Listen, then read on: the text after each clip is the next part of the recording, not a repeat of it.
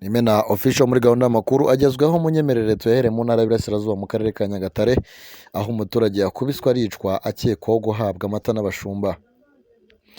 Mu mudugudu wa Rukundo mu kagari ka Kirebe umurenge wa Rwimiyaga mu karere ka Nyagatare haravuga urupfu rw'umuturage wakubitiwe mu rwuri akekwaho guhabwa amata n'abashumba ba nyir'urwuri agahita asiga ubuzima. Kuri uyu wa mbere mu gitondo nibwo Hakizimana Emmanuel yakubitiwe mu rwuri rwa Gatare Jacques kugeza ashizemo umwuka. Uwo Gatare Jacques akaba asanzwe ari umuyobozi wa GS Nyarupfubire. Abaturage bavuga ko ngo Gatare yaba yari afite amakuru ko uyu muturage ajya ahabwa amata n'abashumba be bityo akagambirira kuzamufata aje muri iyo famu. Ibi kandi binemezwa n'umuvugizi wa polisi mu ntara y'Iburasirazuba SP Hamuduni Twizerimana wabwiye Imvaho Nshya ko abishe Hakizimana barimo Gatare Jacques wari usanzwe ari umuyobozi w'urwunge rw'amashuri rwa Nyarupfubire. Yagize ati mu masaha ya saa mbiri nibwo polisi yageze aho byabereye aho iperereza ry'ibanze rigaragaza ko uyu muturage yakubiswe na nyiri famu afatanyije na bagenzi be. Nyuma y'uko Hakizimana yagiye muri iyi famu mu gitondo bishoboka ko yari agiye gufata amata cyangwa ajyanywe n'ikindi. Abashumba babiri bahamagaye Gatare azana n'uwitwa Auguste baramukubita kugera apfuye. Kugeza ubu inzego zitandukanye zikaba zihari hategerejwe ko umurambo ujyanwa kwa muganga mu gihe Gatare na Auguste bo batorotse naho abashumba babiri bo bakaba bafashwe. Umuvugizi wa polisi mu ntara y'Iburasirazuba yasabye abaturage kwirinda kwihanira kuko abagaragara mu bikorwa nk'ibi batazihanganirwa. Ati icya mbere turihanganisha umuryango wabuze uwabo. Polisi kandi iributsa ko nta muntu wemerewe kwihanira nubwo yaba afitanye ikibazo na mugenzi we kuko amategeko ahari bagomba kugana inzego zibishinzwe. Ikindi ni uko polisi itazihanganira na rimwe abakora ibikorwa by'urugomo binaganisha kuvutsa bagenzi babo ubuzima. Yongeye ati abakekwaho ubu bwicanyi barakomeza gushakishwa kandi n'uwagira amakuru y'aho baherereye yabimenyesha inzego zimwegereye byihuse bakaryozwa ibyo bakoze. Abaturage baturanye na Gatare batashatse ko amazina yabo atangazwa babwiye Imvaho Nshya ko uyu mugabo asanzwe ari umunyarugomo ndetse bakaba bamutinyaga. Hakizimana wishwe akaba yari mu kigero cy'imyaka 48 aho yari atuye mu mudugudu wa Gatebe mu murenge wa Rwimiyaga asize umugore n'abana 4. Imana reka tugire tuti imwakire mu bayo, ibingibi ntabwo bikwiye rwose n'urugomo. Ahubwo dukomeze n'amakuru yacu hano ku Imena official aho mu karere ka Rusizi yafatiwe mu cyuho akwirakwiza udupfunyika tw'urumogi mu baturage.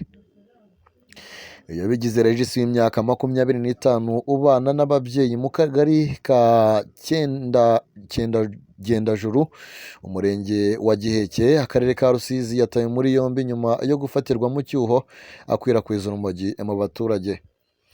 Uyu musore wahise atabwa muri yombi afungiye kuri sitasiyo y'urwego rw'ubugenzacyaha ya Kamembe akekwaho kunywa no gucuruza urumogi nyuma yo gufatanwa udupfunyika 7 yari asigaranye. Bikekwa ko yafashwe hari urumogi amaze kugurisha urwo yasanganywe narwo akaba yararushyiriye abandi bakiriya. Bamwe mu baturage bavuganye n'Imvaho Nshya bavuga ko n'ubundi uwo musore yafashwe nyuma y'amezi 3 gusa yari amaze afunguwe ku gifungo cy'imyaka 3 irimo 2 isubitse yakatiwe nyuma yo guhamwa n'ibyaha by'urugomo kuko yari yakomerekeje umuntu. Bavuga ko iyo bigize akimara gufungurwa aribwo yahise yijandika mu kunywa urumogi. Amakuru akaba yarabanje guhwihwiswa nta bihamya bifatika biraboneka. Umwe muri abo baturage yagize ati amakuru yakomeje guhwihwiswa ko arunywa akanacuruza ko n'urugomo agira ari rwo rubimutera. Umwe mu baturage amubona ku igare mu masaha ya saa 6 z'amanywa ava mu bice by'umurenge wa Bushenge akarere ka Nyamasheke ageze mu batiki y'umurenge wa Giheke arariparika yinjira mu kabari mu kanya arasohoka igare araribitsa arazamuka. Uwo muturage yemeza ko we na bagenzi be bakomeje gucunga uwo musore babona agenda yihishahisha batungira agatoki inzego z'umutekano. ubwo yikangaga abashinzwe umutekano yirukankiye mu cyayi bamwirukaho bamufatiramo ashaka kubarwanya bamurusha imbaraga barebye mu mufuka w'ikoti yari yambaye basangamo udupfunyika 7 tw'urumogi. Umuturage yakomeje agira ati agejejwe ku murenge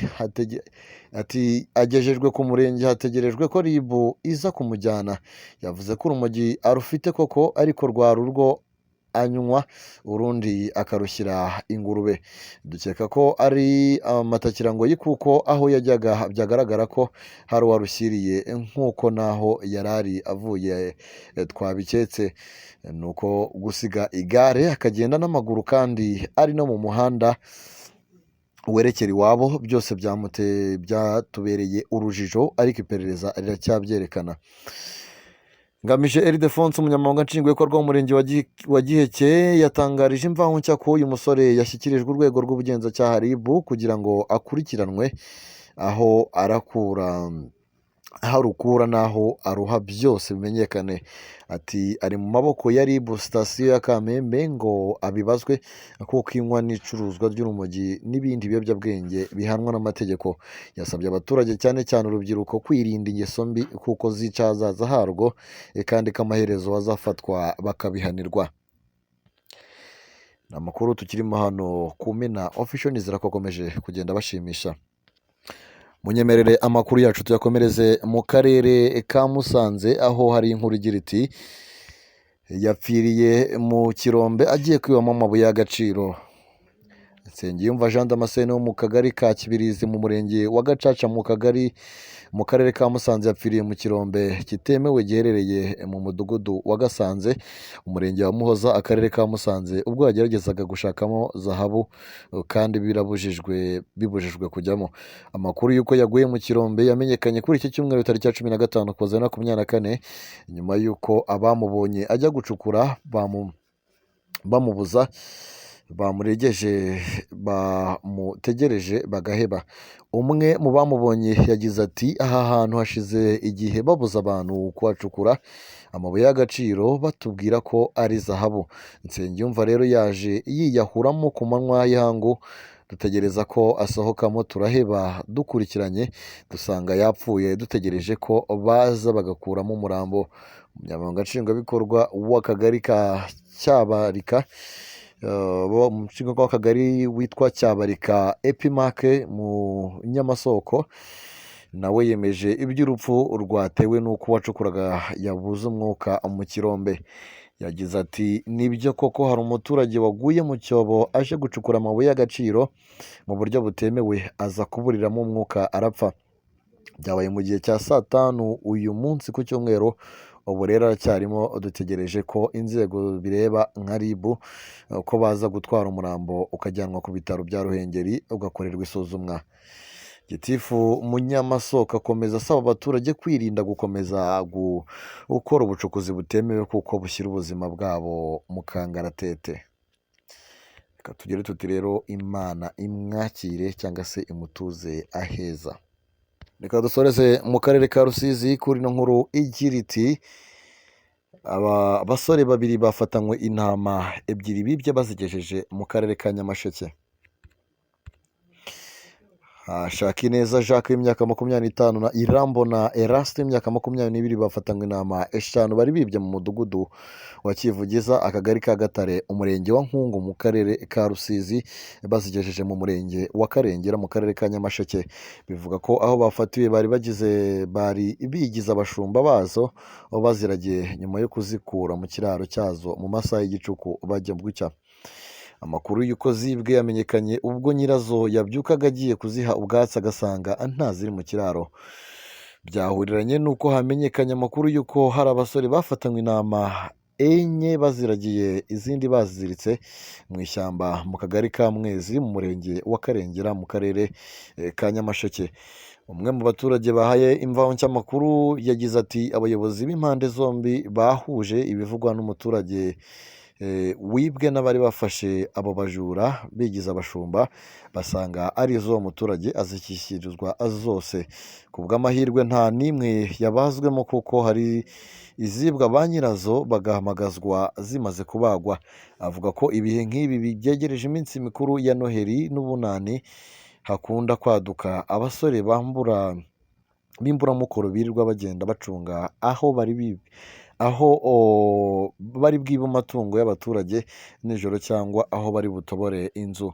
Umunyamabanga Nshingwabikorwa w'Umurenge wa Nkungu Habimana Emmanuel yavuze ko aba basore bafatanywe izi nama bashyikirijwe urwego rw'ubugenzacyaha sitasiyo ya Karengera ngo bakurikiranwe. Umuturage wibwe yasanze intama ze zarakonwe zirikwa ku biro by'akagari ka Mwezi arazisubizwa. Gitifu Habimana yagize ati bafashwe bashyikirizwa inzego z'umutekano, umuturage asubirana intama ze. Yasabye abaturage kurushaho gucunga ibyabo muri iyi minsi bita iya gashogoro inegereje iminsi mikuru, agira ugize icyo abura akihutira gutanga amakuru kugira ngo akurikiranwe. Yanihanangirije abasore babura gukora imirimo ibateza imbere itagize uwibangamiye bakishora mu bikorwa bihungabanya umutekano w'abaturage ko bazajya babifatirwamo bazajya batazihanganirwa. Hano dusoreje amakuru twabategurira, mukomeze mugire byiza cyane, bayi bayi.